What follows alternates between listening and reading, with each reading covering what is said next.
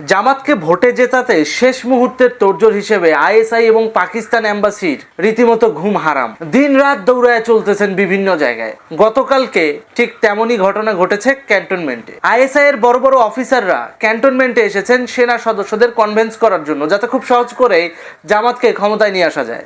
এবং বাংলাদেশ সেনাবাহিনীর ওই সমস্ত কর্মকর্তারা আইএসআই এর ওই সমস্ত কর্মকর্তাদের সঙ্গে কথা বলেছেন। ওই কর্মকর্তাদের মধ্যে একজনের নাম ছিল মিস্টার ওয়াসিম, আরেকজনের নাম হচ্ছে মিস্টার জুবায়ের, এবং তৃতীয় একজন ব্যক্তি ছিল যার নাম মিস্টার আথার। এই আথার, জুবায়ের এবং ওয়াসিমের মধ্যস্থতায় জামাতকে ক্ষমতায় আনার চেষ্টা করা হচ্ছে আর্মিকে কনভিন্স করে। একই সাথে মাঠে ইলিগাল ফান্ডিং ছড়ানো হচ্ছে, অর্থাৎ কালো টাকা ছড়ানো হচ্ছে যাতে সবাই ভোটটা জামাতেই দেয়। মাঠে কালো টাকা ছড়ানোর জন্য ঠাকুরগাঁর এক জামাত নেতা এয়ারপোর্টে ধরাও খাইছে এবং নিউজে সেটা চলেও আসছে। যাকগে, সেটা ভিন্ন কথা। আমলাতান্ত্রিক পর্যায়ে কি হচ্ছে?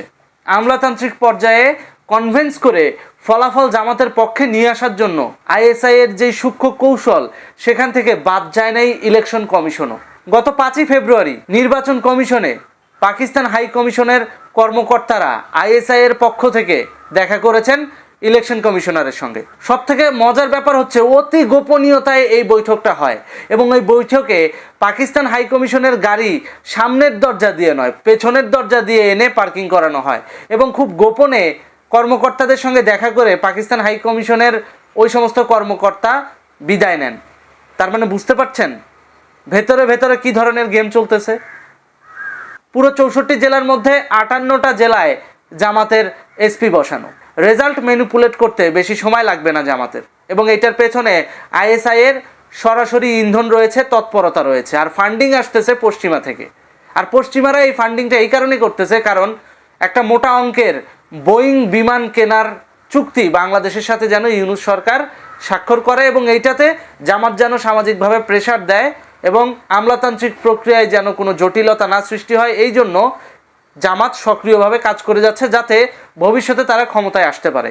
এবং রাষ্ট্রীয় গ্যারান্টি দিয়ে ডক্টর ইউনূস এই ফাঁদে পাড়া দিয়া কমিশনের লোভে রাষ্ট্রীয় গ্যারান্টি দিয়া এই বোয়িং বিমানের চুক্তি স্বাক্ষর করেছে গতকাল।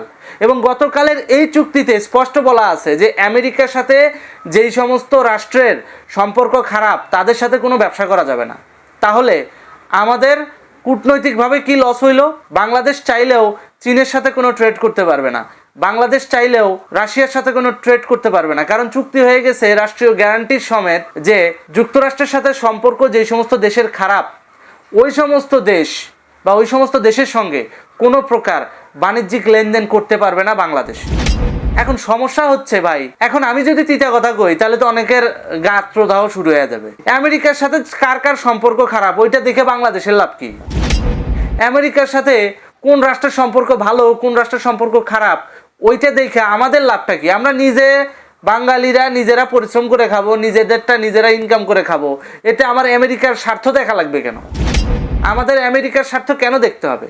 মুক্তিযুদ্ধের পরাশক্তি রাশিয়া, তাদেরকে ভুলে আমরা কি আমাদের রাষ্ট্র পরিচালনা করব? সেই দিকেই তো নিয়ে যাচ্ছে ডক্টর ইউনূসের সরকার।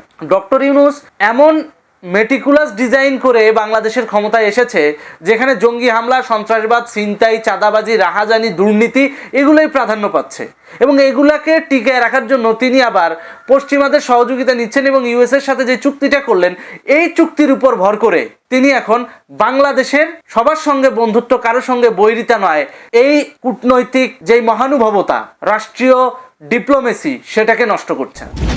এখন কথা হচ্ছে আমেরিকার সাথে সম্পর্ক খারাপ, তো সে দায় কি বাঙালি চুকাবে? আমেরিকার সাথে চীনের সম্পর্ক খারাপ, সে দায় কি বাংলাদেশিরা চুকাবে? আমেরিকার সাথে রাশিয়ার সম্পর্ক খারাপ, সেই দায় কি বাংলাদেশিরা চুকাবে?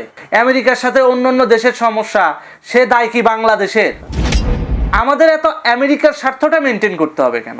নিউক্লিয়ার পাওয়ার প্ল্যান্ট যেটা রাশিয়ার অর্থায়নে হচ্ছে, এটাও কিন্তু ভবিষ্যতে থমকে যাবে। অবশ্য চুক্তিতে এটাও বলা আছে যে যাদের সঙ্গে অতীতে হয়েছে যে কোনো ধরনের চুক্তি, সেই ডিলগুলো অক্ষত রেখে ভবিষ্যতে আর বড় কোনো ডিল করতে পারবে না চীনের সাথে, রাশিয়ার সাথে। এইভাবে তো আর সরাসরি বলে নাই, বলছে হচ্ছে আমেরিকার সঙ্গে যাদের সম্পর্ক খারাপ তাদের সঙ্গে। তাহলে ভবিষ্যতে আমেরিকার সঙ্গে ভারতের সম্পর্ক খারাপ হলে ভারতের সাথেও আমাদের যাওয়া যাবে না। ভবিষ্যতে আমেরিকার সঙ্গে যদি চীনের সম্পর্ক খারাপ হয়, চীনের সাথেও আমরা যাইতে পারবো না। অলরেডি তো চীনের সাথে সম্পর্ক খারাপই। ভবিষ্যতে আমেরিকার সাথে রাশিয়ার সম্পর্ক খারাপ হলে সেখানেও আমরা আমাদের বাণিজ্যিক কর্মকাণ্ড চালাইতে পারবো না। এখন আমেরিকার সমস্যা, সেটা কি আমরা বাঙালিরা পারপাস সার্ভ করে সেটা ঘাড়ে নেব? আমেরিকার প্রবলেম, আমেরিকার শত্রু, সেটা কি আমরা এখন ঘাড়ে নিয়ে দৌড়াবো? আমরা আমাদের সুখ শান্তি বিসর্জন দিয়া আমরা আমেরিকার শত্রু নিধনে বাংলাদেশের ভূখণ্ড ব্যবহার করতে দিব? এটা কি আমাদের সার্বভৌমত্বের সাথে যায়? যায় না তো। আর এই কারণেই বঙ্গবন্ধু বলেছিলেন ৭১-এর যুদ্ধের আগে, যখন আমেরিকা বলেছিল যে বঙ্গবন্ধু আপনি চাইলে বাংলাদেশ আমরা স্বাধীন করে দেব, আপনি হবেন প্রধানমন্ত্রী, বঙ্গবন্ধু কি বলেছিল? বঙ্গবন্ধু ডাইরেক্ট সেটা মানা করে দিয়ে বলছিল যে আমি প্রধানমন্ত্রিত্ব চাই না, আমি এদেশের মানুষের অধিকার চাই। জোসেফ ফার্ল্যান্ডকে ডাইরেক্ট বলেছিল যে আমরা আমাদের দেশকে কোনো বহিঃসূত্রের হাতে তুলে দেব না, কোনো পরাশক্তির হাতে তুলে দেব না, যাতে এদেশের ভূমি ইউজ করে অন্য দেশের কোনো ক্ষতি হয় এবং একই সাথে এদেশের শান্তি বিনষ্ট হয়। বর্তমান ইউনূস সরকার তো সেটাই করছে। বর্তমান জামাতকে ক্ষমতায় আনার জন্য তো এই জন্যই তোড়জোড় আইএসআই এর, যাতে খুব সহজেই বাংলাদেশের ভূখণ্ড ইউজ করে বাংলাদেশকে বহিঃসূত্রের হাতে বন্ধক দিয়ে পাকিস্তান এখানে মজা মারতে পারে, মধু খাইতে পারে। এই জন্যই জামাতকে ক্ষমতায় আনার চিন্তা। এই চিন্তা থেকে বেরিয়ে আসতে হবে সাধারণ জনগণকে। বাংলাদেশকে গৃহযুদ্ধের হাত থেকে বাঁচাতে হলে সাধারণ জনগণকে এই ম্যানিপুলেটেড ইলেকশন বয়কট করতে হবে। No vote, no vote. ধন্যবাদ।